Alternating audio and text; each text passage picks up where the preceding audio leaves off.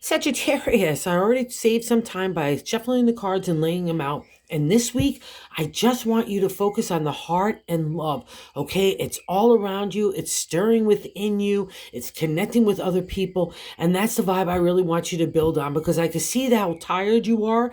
And also the unveiling of people and situations in a realistic light has taken a kind of hard, tough dent in that really beautiful heart of yours. But there's love right there around you, and I want you to really focus on that this week and not the kind of past stuff that you're still kind of sorting through. All right. And the reason why I say that mostly is that Nine of Wands is in that first placement. The Nine of Wands is the completion state in the area of the creative, and that could touch anything from family, work, home, community, lovers, all that. It's like, and also too for Sagittarius, it's been the whole kit and caboodle anyway over the last year. And nine represents that completion state in the minor arcana, and you're going into safe harbor in my deck, right? So maybe your sails are a little torn and tattered, but all your wands there, you're ready to get back those little Sagittarius hooves back on land, and that's when magic happens, okay? So I want you to focus on all that past stuff is really leaving you behind, right? And I can see you're a little hesitant to believe it because in that crossing card, that's not allowing the Nine of Wands to fully move on to that next phase, that rejuvenation in the creative, right? And the seven is saying the Seven of Pentacles in that crossing position is contemplation, meditation of next moves in the material world. Home, family, relationship, work, community fall under this domain. And maybe you don't know where those next moves are, okay? But still, here the advice is again, follow the heart. Trust yourself, and it will start to appear if you can start to let that tiredness leave your mindset and your heart and your spirit and get to that rejuvenation and just focus on the love because there's a lot of love power around you. And I really want you to groove into that this week, okay, Sag? And here's another reflection of why it's maybe hard to do so. In that third position of God telling us how to navigate the week, the Five of Cups is good luck in the area of numerology and tarot, and the cups are our heart. And this is the only time you'll see the cups turned over in the journey of the cups, because at this stage, we've got to get real. We've got to look at people and situations in a true light, right? We can't fool ourselves. Nobody else can fool us. And that's where we get the good luck, but it also leaves us tempered down, and it's a hard journey, especially for the Sagittarius who's so giving and loving, all right? So cut yourself some slack here. It's just part of the emotional maturity that we all must go through. And more importantly, like sometimes we can know what we want out of life, but what we don't want out of life, we have to kind of experience it. So that's just kind of what's on hand now. You kind of get to shove all that away and just focus on the good stuff. And you're ready for it as well. In the fourth placement, that Eight of Cups, that I like to call this the gut, what you're feeling.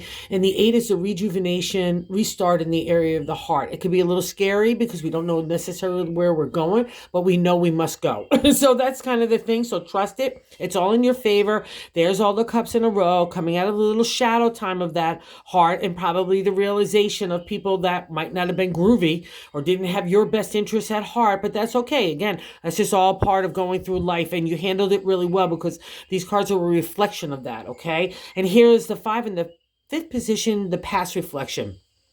And this might say why some of the things of the reflection of looking at people realistically. The King of Wands, okay?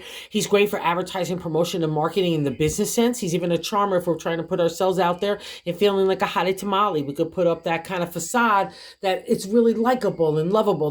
That's a domain of Sagittarius. You're the party animals or the party people. Everybody loves you in the zodiac too. But the thing about the King is he can be emotionally distanced, especially in relationship or family, partnership, even, work stuff, all that. And if you feel like you've gotten taken by the King, don't hold on to that. Again, it's a past reflection and it's taught you some stuff, Sagittarius. And maybe again, out of that Five of Cups, you had to realistically look that the King might not ever kind of get that emotional maturity while you're kind of moving on in a new direction.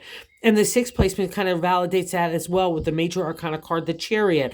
And the sixth placement is the present, what's happening right now to you. You might feel like you're being pulled in a variety of directions in modern day tarot. And I just want to keep it all under control. But to the ancient tarot, you didn't even see the guy holding the reins of the horse. You know what I mean? He had so much mastery of thought, and that's what tarot's all about. Whatever starts in that big brain of ours comes out of our words and our actions. So we need to make sure that they're the best of the best, right? And that's the lesson of the Chariot, and it's a reflection that you're learning that, right? Remember, in my deck, the Sagittarius is Centauri. He's half man and half horse, so it's like that animal instinct fight with our, own human intellect. So just know that that's a reflection that you've got it under control and you can handle it. And why, most importantly, don't let anything from the past dig you down. Only let love lead you forward. And that's what's happening anyway here in the seventh placement, a direct extension of the Nine of Wands in that first. It's what we're feeling again in self, the Page of Wands. Let's take off for creative energy. Let's just get out of here.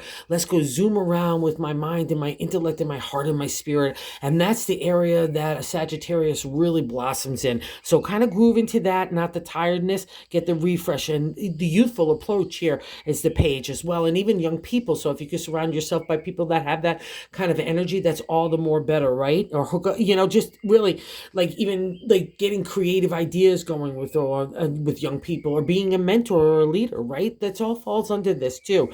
And the 8 is how other people look at you. And we have the major arcana card, the Death card here in that placement. And death is a new beginning as well. It's like it can feel like we grieve it, like a past, or we could even have someone that physically left the world, and people look at you as going through that transition to a new life. That's the real kind of definition of the Death card to the ancient and the modern. So that new day is dawning for you. It's a kind of freedom of not being held back to the past, right? And we can mourn that like an old friend, but it's saying that you need to keep moving forward, my Sag friends, and doing you, because you got a lot of support. People look at you that way. That's pretty cool. And here in Hopes and Fears is awesome in that ninth place. And the High Priestess, another major arcana card. So we have some stuff going on here, but only for the betterment. It's really cool stuff, because the High Priestess is like tarot. She's a spiritual art. She's a unique connection to God and the universe, whatever language you want to use. It's just you digging deep in enlightenment and emotional maturity and coming out as the High Priestess. Again, in the exalted state of Sagittarius, you're meant to go in that spiritual realm.